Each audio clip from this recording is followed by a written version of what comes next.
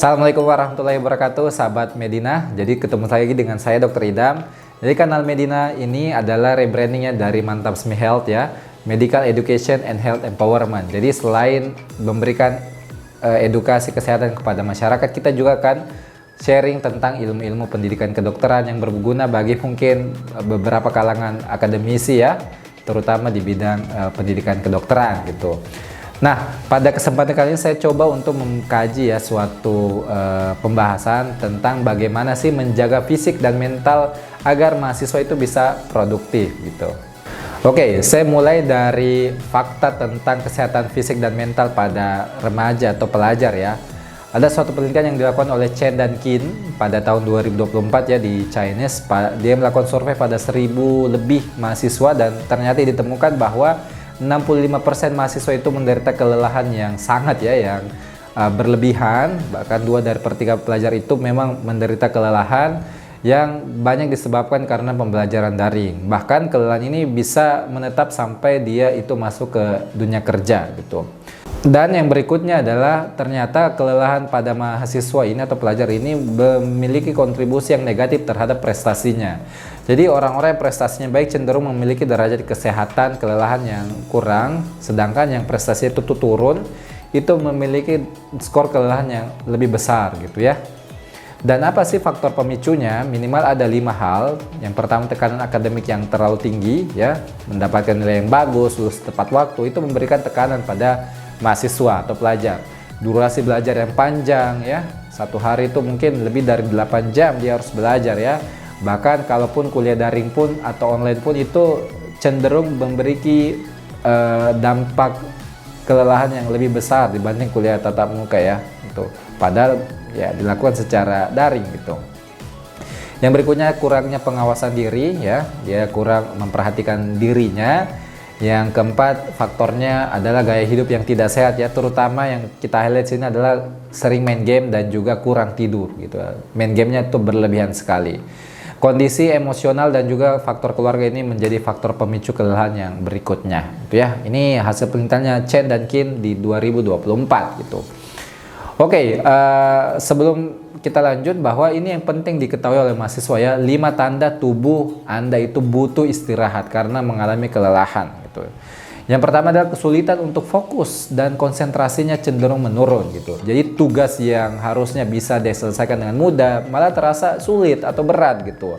Sering dia mengulang-ulang bacanya karena tidak paham ya, kurang fokus, kurang bisa memahami materi yang disajikan gitu. Kemudian tanda berikutnya adalah mudah marah atau emosinya cenderung tidak stabil ya. Perubahan suasana sering terjadi tanpa sebab yang jelas ya. Gampang tersinggung dan merasa cemas terus-menerus. Ini juga tanda-tanda butuh istirahat gitu. Yang ketiga adalah selalu lelah meskipun sudah tidur ya.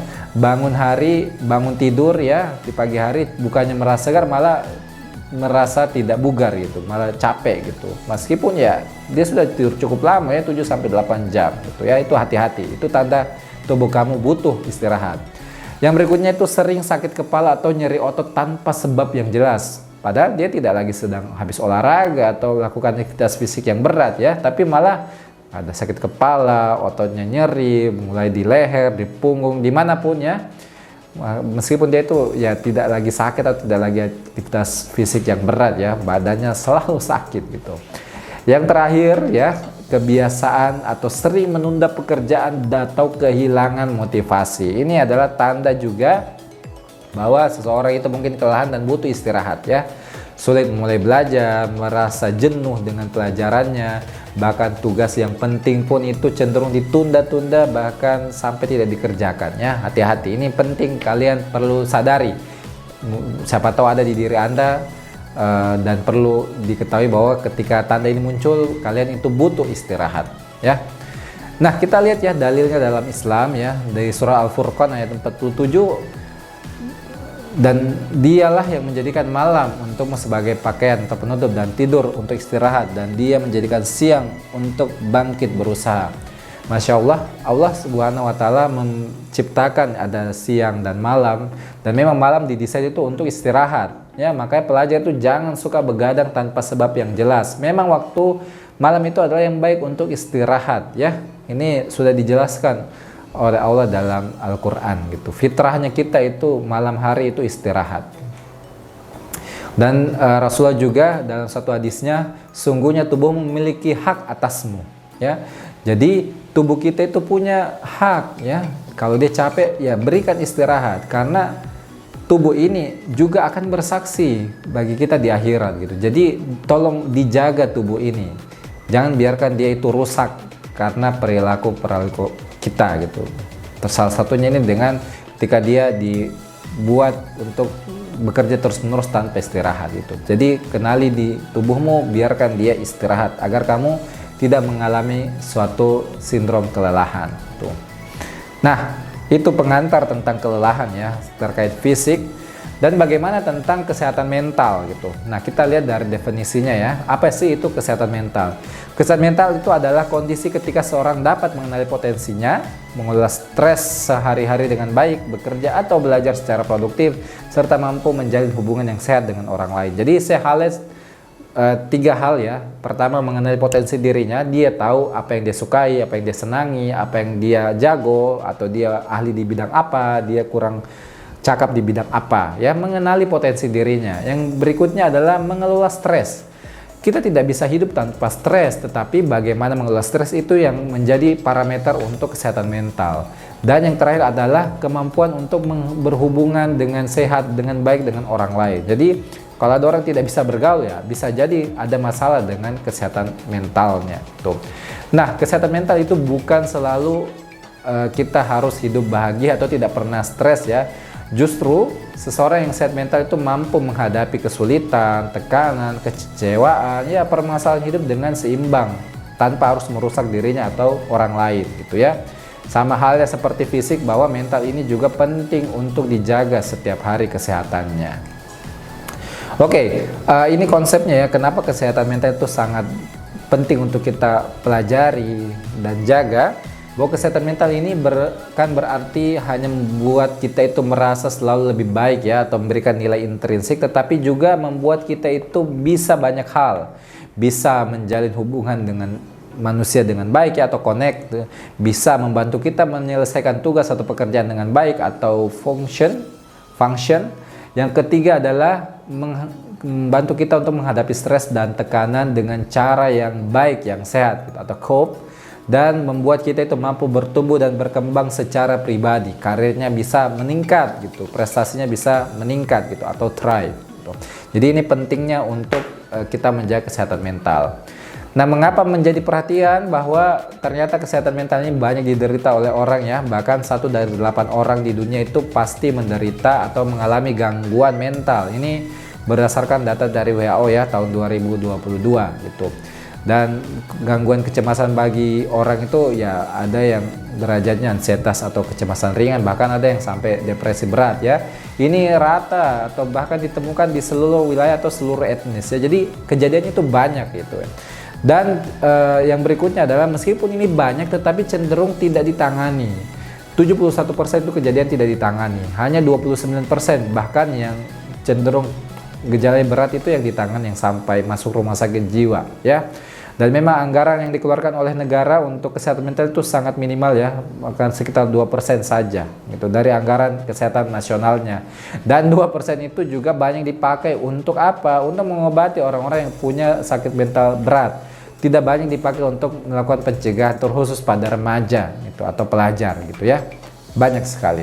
Dan memang psikiater juga itu, atau para pakar yang bisa membantu seseorang itu untuk bisa mengatasi kesehatan mentalnya itu sangat kurang.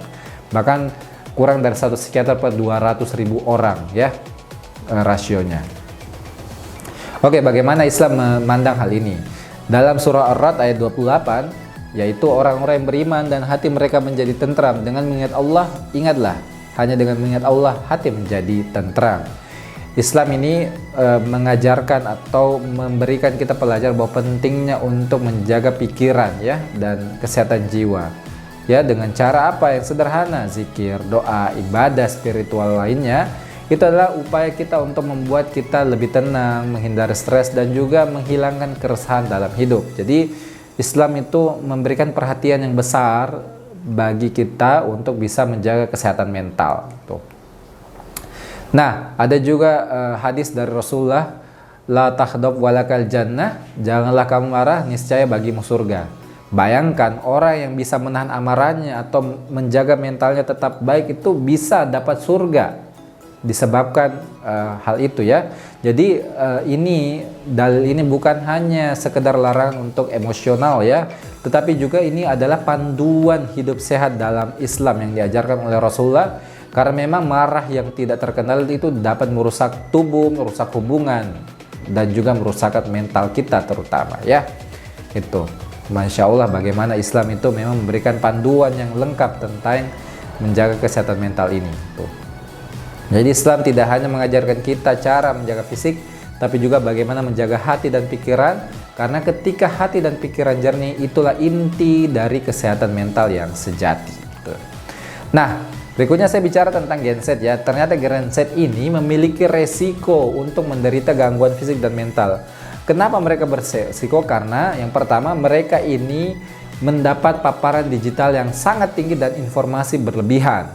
Bahkan mereka suka scrolling itu tanpa tujuan yang jelas ya. Dan itu hati-hati bisa menyebabkan yang namanya brain rot ya, atau otaknya itu cenderung tidak bisa mengolah informasi yang kompleks atau tidak bisa berpikir dengan baik karena terlalu banyak dibebani dengan informasi-informasi yang pendek, singkat ya, yang cenderung tidak penting akibat scroll tersebut ya, sangat berbahaya.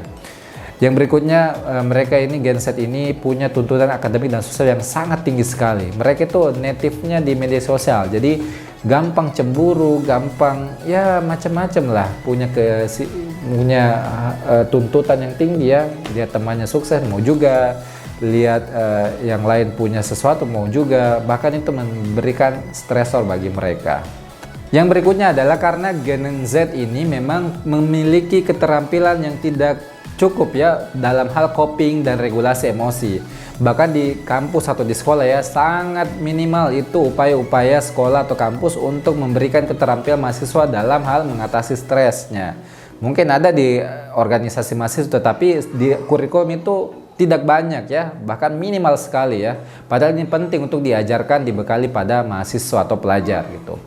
Dan yang keempat itu adalah ada fenomena kesepian ya di era koneksi virtual ya. Jadi meskipun mereka itu punya banyak temannya di media sosial, banyak follow, tetapi itu kadang-kala menimbulkan kesepian bagi mereka gitu. Ya, berteman atau happy-nya ketika terhubung dengan internet saja. Kalau sudah tidak terhubung dengan internet ya mengalami kesepian yang luar biasa. Dan yang terakhir, kenapa Gen Z itu beresiko? Karena memang banyak ditemukan Gen Z ini punya pola tidur yang kurang baik ya, sering begadang, susah tidur, dan juga memang kurang istirahat ya. Karena ya mau istirahat malah sibuk dengan scrolling atau dengan gadgetnya, seperti itu. Nah, kita harus tahu ya, tidak semua stres itu mempunyai dampak yang negatif. Ada juga ternyata stres yang ternyata memberikan dampak positif atau kita sebut eustress gitu ya. Jadi eustress itu memang dapat meningkatkan motivasi dan fokus ya, menimbulkan keberanian dan memang dampaknya itu tidak terlalu panjang ya, cenderung singkat. Contohnya misalnya ketika orang ingin melangsungkan pernikahan, ya itu kan stres ya, memikirkan banyak hal tetapi membuat dia itu lebih produktif, termotivasi gitu ya. Atau mau misalnya mudik gitu, banyak rempong disiapkan barang-barang untuk keperluan mudik. Nah itu contoh-contoh ya stres ya, yang stres memberikan dampak yang positif. Nah kalau yang negatif atau distress itu ya memang stres yang menurunkan performa, membuat tidak nyaman, bahkan bisa menyebabkan gangguan mental. Contohnya ketika seorang itu sakit ya, menderita ya mungkin ada tekanan stres yang dialami dan juga akibat perundungan ya. Jadi bedakan bahwa kita itu memang akan menghadapi stres dan tidak semua stres itu sifatnya negatif. Ada juga stres yang baik gitu. Nah ini contoh ya bagaimana tingkat stres dan juga performa. Jadi memang kita membutuhkan stres yang optimal ya, sehingga kita punya performa yang baik gitu ya.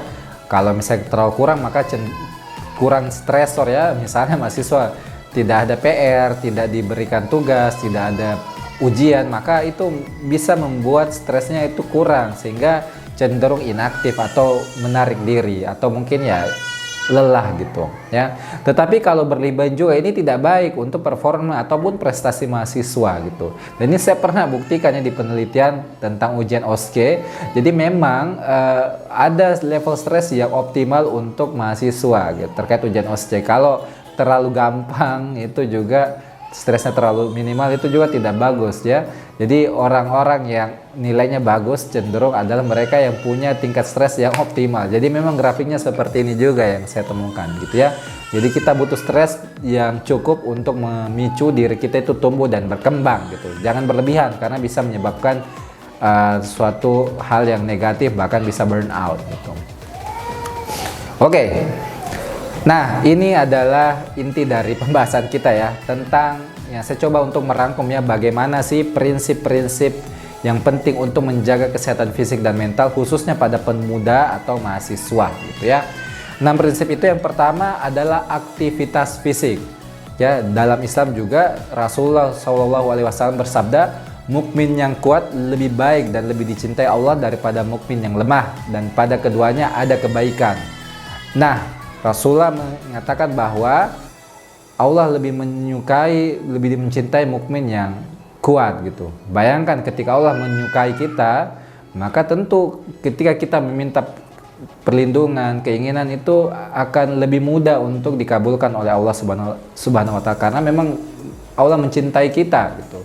Ketika tubuh kita kuat gitu ya. Jadi penting untuk aktivitas fisik ini. Dan aktivitas fisik ini ternyata berbeda ya berdasarkan usia. Kalau anak-anak prasekolah itu ya harus tiap hari, tiap saat ya aktivitas fisik. Kalau anak remaja itu sudah mulai ada latihan ya, penguatan otot, penguatan tulang gitu. Dan kalau misalnya usia-usia dewasa muda ya kayak mahasiswa ini, itu minimal 150 menit per minggu untuk aktivitas fisiknya dengan intensitas sedang ya. Jadi bisa dengan brisk walk ya, itu yang banyak dianjurkan gitu. Dan minimal dalam 2 hari dalam seminggu itu ada aktivitasnya itu untuk menguatkan otot ya, entah fitness, gym, whatever. Jadi 150 menit per minggu atau 30 menit per hari ya dengan intensitas sedang, dan ada 2 kali dalam seminggu itu diselingi dengan aktivitas penguatan otot. Oke, namun perlu diperhatikan ya bahwa yang dianjurkan yang set itu adalah yang intensitasnya sedang. Bagaimana kita bisa mengetahuinya? Kita bisa memakai patokan itu denyut jantungnya kita ya, denyut nadi gitu ya. Saya kasih contoh, ini rumusnya ya. Pertama, maksimum heart rate yang kita perlukan untuk aktivitas sedang ya. Jadi rumusnya itu 220 kurang umur, baru nanti dilihat ya kali, misalnya kalau aktivitas sedang itu maksimal 70% dari maksimum heart rate-nya. Kasih contoh ini ya, Adi itu 20 tahun ya. Jadi kalau dikurang rumusnya 220 kurang 20, jadi 200 ya denyut jantung maksimal Adi ya, yang baik gitu. Nah, aktivitas fisik sedang itu ketika dia itu punya 70% dari kapasitas denyut jantung maksimalnya. Jadi 70% dari 200 itu ya sekitar 140 kali per menit ya. Jadi kalau kita jalan-jalan heart rate-nya malah cenderung normal, itu sebenarnya aktivitas fisiknya itu masih tergolong ringan ya. Perlu ditingkatkan lagi supaya kita mencapai aktivitas fisik yang sedang meskipun durasinya tepat, tapi kalau aktivitas fisiknya itu cenderung ringan, itu mungkin manfaatnya tidak sebaik kalau misalnya memang kita dengan durasi yang cocok 150 per minggu atau 30 menit per hari, tetapi aktivitasnya itu harus ditingkatkan ya sampai sedang. Nah, itulah dianjurkan biasanya itu brisk walk ya, jalan yang cepat gitu. Itu yang paling sederhana bisa dilakukan, bukan jalan santai yang ya sambil ngobrol gitu. Nah, selain denyut jantung juga kita bisa pantau dari nafasnya kita. Kalau misalnya kita masih bisa bicara dengan lancar, normal, seperti ngobrol biasa, itu cenderung adalah aktivitas fisik yang ringan gitu. Kalau sudah mulai ada gangguan ya, kayak ya kalimat-kalimat pendek-pendek, nah itu mungkin intensitas sudah mulai sedang ya. Kalau tidak bisa bicara sama sekali, nah itu yang kemudian aktivitasnya cenderung berat ya. Jadi ingat, bukan hanya waktunya tetapi jenisnya juga kalau bisa yang aktivitas sedang gitu. Yang kedua adalah istirahat yang cukup. Nah, ada hadisnya juga ya, demi Allah sesungguhnya aku adalah orang yang paling takut kepada Allah dan paling takwa kepadanya di antara kalian. Tetapi aku berpuasa dan berbuka, aku sholat dan aku tidur, dan aku juga menikah. Barang siapa tidak menyukai sunnahku, maka ia bukan termasuk golonganku.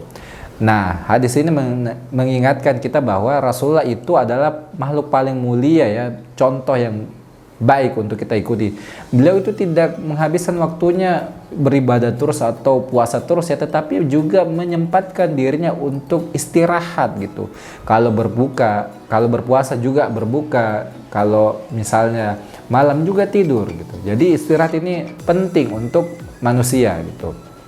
Ya, bagaimana sih istirahat yang cukup itu ya? Kalau di Kemenkes itu ada joran 8 sampai 10 jam ya per hari gitu. Dan tips untuk mendapatkan tidur malam berkualitas, yang pertama hindari penggunaan alkohol atau kafein ya, yang bisa mengganggu tidur tentunya. Terus pastikan itu kita tidur di kamar yang nyaman ya, suhunya yang kita sukai ya, cenderung dingin silahkan gitu, tenang ya, seperti itu ya. Dan juga kalau bisa gelap ya, supaya optimal hormon-hormon pertumbuhan kita dalam merangsang pertumbuhan tubuh gitu. Terus juga tips berikutnya, melakukan hal yang menenangkan sebelum tidur ya. Itu bisa dilakukan seperti latihan pernafasan, itu paling gampang. Kita fokus pada nafas kita, itu membuat kita lebih mudah untuk tertidur. Dan yang berikutnya adalah matikan alat-alat elektronik atau gawai, minimal ya 2 jam sebelum tidur itu sudah bebas dari gadget seperti itu. Dan yang penting adalah supaya tidur kita berkualitas, itu membuat waktu tidur yang terjadwal ya. Jadi kalau misalnya memang terbiasa jam 9, bismillah jam 9 saja tidurnya. Jangan selalu misalnya pasang waktu yang sampai larut malam gitu ya, itu tidak baik. Ini tips untuk istirahat yang baik dengan tidur yang berkualitas gitu. Terus prinsip ketiga adalah pengaturan makan atau diet ya. Jadi diet itu bukan artinya tidak makan ya. Orang yang kurus dietnya dengan makan gitu. Orang yang gemuk dietnya dengan membatasi makanan. Jadi mengembalikan porsi tubuh, proporsi tubuh ke ideal ya. Itu mungkin yang lebih tepat untuk diet itu. Nah, Rasulullah juga bersabda ya dalam hadis riwayat Tirmizi, tidak ada wadah yang lebih buruk yang diisi oleh manusia selain perutnya. Cukuplah bagi anak Adam beberapa suapan untuk menegakkan tulang punggungnya. Jadi ini petunjuk Rasulullah memang untuk memang kita perlu memperhatikan makan, karena sebagian besar penyakit itu berawal dari makanan ya. Oke, untuk diet yang baik yang sederhana bisa kita ikuti adalah isi piringku ya, yang biasa dipopulerkan oleh Kemenkes gitu. Jadi ya kalau sederhananya saya lihat ya, sepertiga itu bisa diisi dengan makan pokok, sepertiga diisi oleh sayuran, sepertiga lagi buah dan juga lauk ya. Itu bisa dilakukan gitu. Terus juga dilengkapi dengan ya cuci tangan pakai sabun yang bersih ya. Terus aktivitas fisik dan minum air putih minimal 8 gelas sehari gitu. Nah, pengetahuan gizi seimbang ini juga penting bagi remaja ya, karena memang ini mereka itu sangat beresiko terpapar makanan-makanan yang tidak sehat ya, terutama yang harus dikurangi atau dibatasi, diperhatikan adalah konsumsi gula ya, konsumsi garam dan juga konsumsi lemak-lemaknya. Ini yang kadang ditemukan itu berlebihan pada remaja ya, atau masyarakat dewasa pada umumnya ya, terutama gula. Gampang sekali kita dapat minuman yang gulanya tinggi sekali. Kalau ditambah lagi dengan makanan-makanan harian kita, maka cenderung kelebihan gula, dan ini sangat tidak baik atau sangat memberikan resiko tidak baik pada tubuh gitu ya. Diabetes, hipertensi, penyakit jantung, stroke itu banyak sekali diawali dengan pola diet tinggi gula yang tidak terkontrol dan cenderung sudah dimulai di usia-usia muda yang produktif gitu ya. Jadi pesan saya bagi mahasiswa pelajar itu, perhatikan yang kalian makan dan minum ya, jangan sampai kelebihan gula gitu, kelebihan garam dan juga kelebihan lemak-lemak jahat ya. Dan prinsip keempat itu adalah konsisten dalam beribadah, dan yang kelima adalah menjaga hubungan baik dengan sesama gitu. Di surah Ar-Ra'd ayat 28, ketahuilah hanya dengan mengingat Allah hati menjadi tenang ya. Jadi ibadah-ibadah yang mengingatkan kita kepada Allah dan juga menjaga silaturahmi itu penting.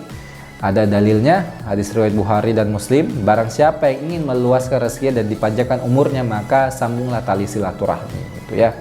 Nah, ibadah yang ingin saya mention pada mahasiswa itu yang perlu dibudayakan agar konsisten itu adalah puasa ya. Kalau tips dari saya puasa. Kenapa puasa ini sangat penting ya? Karena ini salah satu ibadah yang selalu ada diwariskan dari Nabi dan Rasul ya, bahkan agama lain pun itu juga punya panduan dalam beribadah. Tuh. Banyak manfaatnya ibadah ini, membuat kita lebih terkontrol berat badan, mental juga lebih terjaga ya, karena ya kalau puasa kan memang kita cenderung untuk menjaga hal-hal yang bisa meningkatkan atau membuat kita emosi, meningkatkan sistem imun. Banyak ya manfaat dari puasa ini, yang coba buat konsisten puasa ini untuk belajar ya, itu bagus sekali manfaatnya, terutama mungkin memicu autofagi ya, bisa memicu tubuh itu menghasilkan atau mencerna sel-sel yang sudah rusak, yang mati, yang memang itu disebut autofagi ya, tubuh memakan dirinya sendiri, dan itu dipicu dengan puasa atau kelaparan pada tubuh kita ya. Itu yang kalau bisa saya menyarankan untuk dilakukan secara konsisten ibadah puasa itu. Nah, terkait berteman ya, ini juga penting untuk bisa menjalin silaturahmi.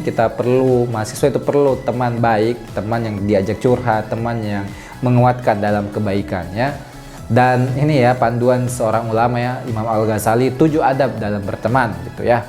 Gembira ketika bertemu, lebih dahulu mengucapkan salam, ramah saat bersama, ikut melepas saat teman berdiri, memperhatikan saat teman berbicara dan tidak mendebatnya, menceritakan hal-hal baik dan memanggil dengan sapaan yang disenangi dan tidak memotong pembicaraannya gitu ya. Ini bisa kita lakukan ya, agar kita mendapatkan teman-teman yang baik dan kita disukai juga oleh manusia lain ya. Ada adab-adabnya. Dan yang keenam, bagi mahasiswa atau pelajar ingin sehat mental dan fisik, yang penting juga adalah memperkaya literasi. Dalam riwayat Muslim disebutkan juga bahwa barang siapa yang menempuh jalan untuk mencari ilmu, maka Allah akan memudahkan baginya jalan menuju surga. Jadi selain ini bermanfaat untuk akhirat kita, memperkaya literasi ini, bahwa memperkaya literasi itu juga membuat kita itu lebih bijak ya dalam menyikapi suatu hal. Dan literasi kesehatan itu bukan hanya tentang bagaimana orang mengakses, memahami, mengevaluasi, tetapi juga bagaimana dia itu menggunakan informasi yang dia terima tentang kesehatan itu untuk menjaga dan meningkatkan kesehatan diri dan orang lain gitu ya. Jadi kalau orang yang literasinya bagus itu cenderung dia akan melakukan perubahan atau pola hidup yang baik juga, dan dia ingin orang lain juga mempunyai kebiasaan sehat yang baik juga gitu ya. Jadi bukan hanya tahu tetapi diamalkan ya. Orang yang literasinya bagus itu cenderung mengamalkan apa yang kemudian dia ketahui. Nah, literasi yang baik ini membuat seseorang itu punya kesadaran dan penanganan diri yang baik gitu ya. Sadar bahwa ya saya tidak boleh banyak makan gula, saya harus aktivitas fisik gitu, dan bisa menangani diri dengan baik ya. Kalau ada cedera misalnya, dia tahu penanganannya. Kalau ada masalah sederhana kesehatannya, dia bisa tahu bagaimana bersikap dan melakukan penanganan ya, seperti itu. Yang berikutnya, orang yang literasi bagus itu mengurangi stigma ya, atau pandangan-pandangan negatif dia terhadap ya berbagai fenomena. Jadi dia cenderung punya hubungan yang baik dengan orang lain gitu, karena punya banyak pengetahuan. Yang ketiga adalah meningkatkan kepatuhan. Ya, jadi orang yang literasinya bagus itu patuh gitu. Suruh istirahat, ibadah, beramal, belajar gitu. Patuh dia pada larangan dan juga perintah Tuhan, dan juga mungkin yang berlaku di wilayahnya ya. Dan yang berikutnya yang paling terasa dalam literasi yang baik ini adalah kemampuan untuk mengambil keputusan. Cenderung lebih bijak kalau kita itu punya ilmu, punya literasi kesehatan yang baik ya, tidak mudah terkena hoax gitu. Jadi lebih terlindungi dari informasi yang tidak tepat atau menyesatkan gitu ya. Jadi penting untuk literasi kesehatan ini dijaga dengan banyak membaca. Kalau perlu baca buku ya, yang sifatnya itu pengetahuan yang terstruktur, bukan hanya status WA atau status di media sosial ya, tapi yang terstruktur seperti buku ya. Ya, bahkan ada ulama yang berpendapat ya, baca buku-buku ilmiah, buku sains itu untuk memperkuat otakmu, dan baca juga buku-buku sastra atau fiksi lainnya ya, untuk kemudian melembutkan hati ya. Jadi penting sekali kita itu membaca. Oke, demikianlah kajian kita tentang bagaimana menjaga kesehatan fisik dan mental pada mahasiswa ya, agar mahasiswa bisa produktif gitu ya. Dan pesan terakhir saya bahwa merawat tubuh adalah bentuk syukuran kita kepada Allah Subhanahu wa taala. Menjaga mental bentuk tanggung jawab kita di hadapan Allah Subhanahu wa taala. Karena itu, kamu bisa produktif dan tidak tumbang jika fisik dan mentalmu seimbang, sehat. Tuh, ya. Itu saja dari saya untuk kajian kali ini. Semoga bermanfaat ya. Kalau ada pertanyaan silakan tulis di kolom komentar. Jangan lupa like dan subscribe dan sebarkan video ini pada orang lain. Sekian dari saya Dr. Idam. Assalamualaikum warahmatullahi wabarakatuh.